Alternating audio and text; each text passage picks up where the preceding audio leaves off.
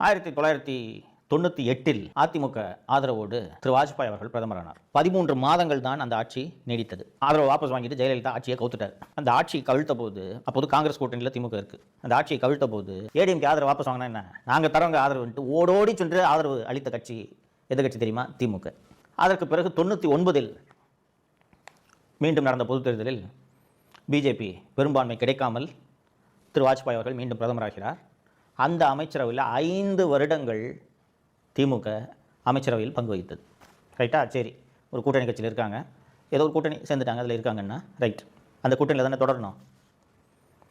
அந்த மக்களவை டென்யூர் முடிந்து, அந்த ஆட்சி முடிந்து 2004 தேர்தல் வருவதற்கு சரியாக 3 மாதத்திற்கு முன்பாக திமுக பிஜேபி கூட்டணியிலிருந்து விலகுகிறது. என்னங்க, ஏங்க இப்படி விலகுறீங்கன்னு கேட்டால், பிஜேபி மதவாத கட்சிங்க. 5 ஆண்டுகள் வாஜ்பாய் அமைச்சரவையில் பங்கெடுத்து சுரண்டி கொடுத்து அதிகாரத்தை சுவைத்த திமுக 2004 தேர்தல் நெருங்குதுன்னு டக்குன்னு பிஜேபி மதவாத கட்சி ஆயிடுச்சு.